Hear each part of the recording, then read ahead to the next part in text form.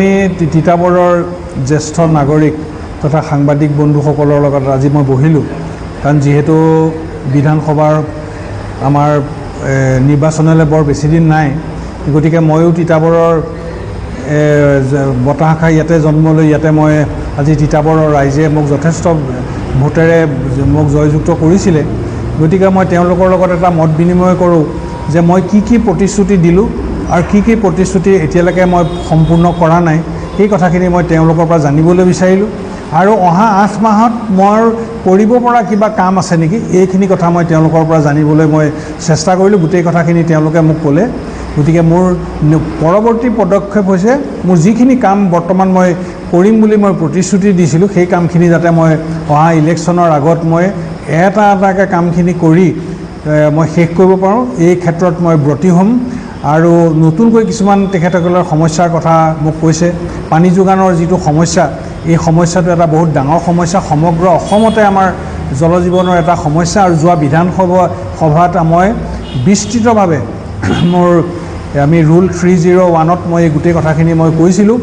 আৰু আমাক মাননীয় আমাৰ জনস্বাস্থ্য কাৰিকৰী মন্ত্ৰী শ্ৰীযুত জয়ন্তমল্ল বৰুৱা ডাঙৰীয়াই কোন সমষ্টিত কিমান পাৰ্চেণ্টেজ কাম হ'ল, এই গোটেই কথাখিনি তেখেতে বিস্তৃতভাৱে জনাইছে।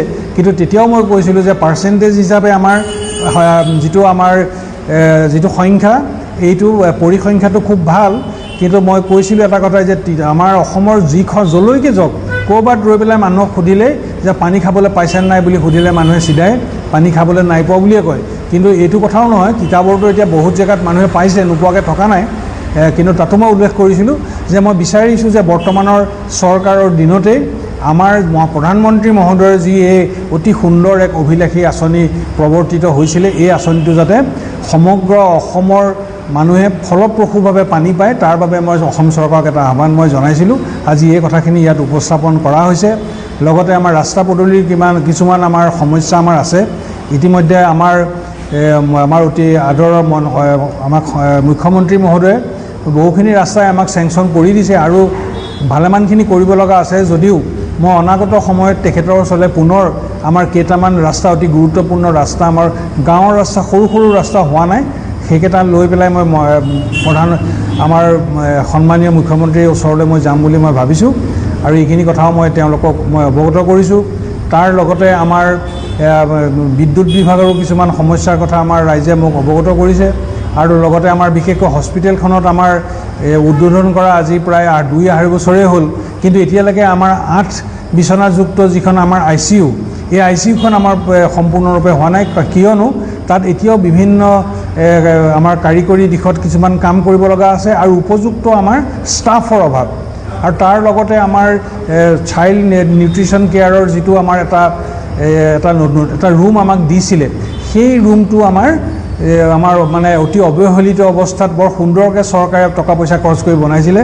তাতো পৰ্যাপ্ত নাৰ্ছৰ আমাৰ অভাৱৰ ফলত আমাৰ BPLৰ তলৰ যিবোৰ পৰিয়াল, সেইবিলাকৰ ল'ৰা ছোৱালীবিলাক, বিশেষকৈ চাহ বাগান অঞ্চলৰ যিবিলাক ল'ৰা ছোৱালী, সেই ল'ৰা ছোৱালীবিলাক কিন্তু বহুত ভাল হৈ আহিছিলে। তাত যিসকলে কেয়াৰ পাইছিলে 15 দিন সেই নৱজাতক কেঁচুৱাবিলাকক তাত কেয়াৰ লৈ পেলাই মাতৃসকলক ঘৰলৈ পঠাই দিছিলে। মই বাগানৰ বহুত ল'ৰা ছোৱালী তাত সোমাইছিলে।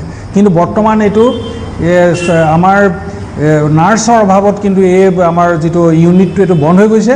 মই অহা বিধানসভাত এই কথাটো মই উপস্থাপন কৰিম আৰু পৰৱৰ্তী সময়ত মই স্বাস্থ্যমন্ত্ৰীৰ ওচৰলৈ মই যাম।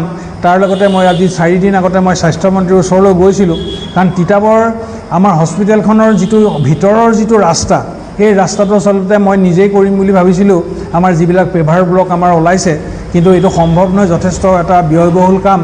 গতিকে মন্ত্ৰী মহোদয়ে কওঁতে মোক ক'লে যে আপুনি এইটো PWD বিভাগক আপুনি ধৰক, PWDৰ পৰা কৰাই লওক।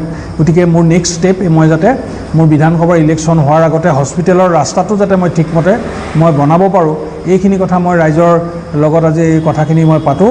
আৰু কিছুমান তেওঁলোকে মোক ডিমাণ্ড দিছে, এইখিনিকে কৰি আজি মোৰ বৰ্তমান এই সময়খন আমি তেওঁলোকৰ লগত আলোচনাত বহিলোঁ। আৰু পৰৱৰ্তী সময়ত অহা 20 তাৰিখৰ ভিতৰত আমাৰ CDC মহোদয়ৰ লগত আমি গোটেই ডিপাৰ্টমেণ্টবিলাক মাতিম।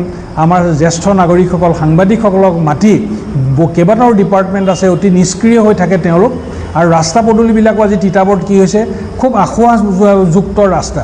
এই কথাখিনি মই মুখ্যমন্ত্ৰীক মই ক'মগৈ। বিশেষকৈ আমাৰ ঘৰলৈ যোৱা যিটো ৰাস্তা, বিধায়কৰ ঘৰলৈ যোৱা যিটো ৰাস্তা, তাত ব্লকৰ ৰাস্তা বনাইছে, কিন্তু আজি যদি আপুনি যায় বৰষুণ দি থকা অৱস্থাত তাত 10-15 বছৰ পুৰণি ৰাস্তাৰ নিচিনা লাগে, কিয়নো তাত চব পানী ডোঙা পাতি পাতি সেই ডিপ্ৰেশ্যনবিলাকত জমা হৈ থাকে। আৰু PWDৰ অভিযন্তাসকলক মই বাৰম্বাৰ অনুৰোধ কৰি, বিশেষকৈ মই নিজে বেয়া পাইছোঁ যে ইমানবাৰ কোৱাৰ পাছতো তেওঁলোকক কিন্তু আজিলৈকে গা লৰোৱা নাই। আৰু আমাৰ চৰকাৰখনে যথেষ্ট চেষ্টা কৰিছে গ্ৰাম্যাঞ্চলৰ ৰাস্তাৰ উন্নতিৰ কাৰণে যিখিনি পাৰে, কিন্তু ৰাস্তাৰ কামৰ কিন্তু খুব বিসংগতিপূৰ্ণ ৰাস্তা। কেইবাটাও ৰাস্তা আছে, মই দেখুৱাইছোঁ কেনেকৈ ধৰণে আমাৰ ৰাস্তাবোৰ আমাৰ বেয়া হয়। এই কথাখিনি আমি CDC মহোদয়ৰ টেবুলত আমি বিস্তৃতভাৱে আলোচনা কৰিম বুলি মই ৰাইজক কৈছোঁ। আৰু ৰাইজৰ এই অভিযোগবোৰ মোৰ ওচৰলৈ বাৰম্বাৰভাৱে মোৰ আহি থকাৰ বাবে মই এই কথাখিনি মই খুব সুন্দৰকৈ ডিছকাশ্যন কৰিম বুলি মই ভাবিছোঁ।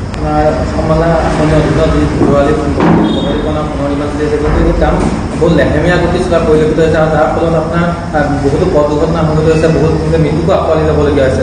আৰু বিধায়ক হিচাপে অনাগত দিনত কেনেধৰণৰ পদক্ষেপ গ্ৰহণ কৰিব? নাই, এই কথাটো একেবাৰে সঁচা যে অসমমালাৰ যিটো বৰ্তমান ৰাস্তা আমাৰ, বিশেষকৈ আমাৰ তিতাবৰ টাউন পৰ্চনটোত আমাৰ হৈ আছে, কিন্তু ইয়াত এটা মই নিজে অৱশ্যে কাৰণ এইবোৰ কাম মই আগতে কৰিছোঁ, মইতো জীৱনত প্ৰত্যেকটো ডিপাৰ্টমেণ্টতে মই কাম কৰি আজি এইটো অৱস্থা মই পালোহি, গতিকে মোৰ যথেষ্টখিনি অভিজ্ঞতা আছে এইবোৰ কথাত। কিন্তু আমাৰ সমস্যাটো কি হৈছে, আমাৰ এই কামখিনি কৰিবলৈ যাওঁতে আমাৰ তিতাবৰ টাউনখনত বিশেষকৈ আমাৰ পানীৰ পাইপ, ইলেক্ট্ৰিচিটিৰ পাইপ, আগৰ টেলিফোনৰ কিছুমান আমাৰ পাইপ, এইবিলাক থকাৰ কাৰণে আমাৰ কামখিনি যথেষ্ট লেহেমীয়া হৈছে।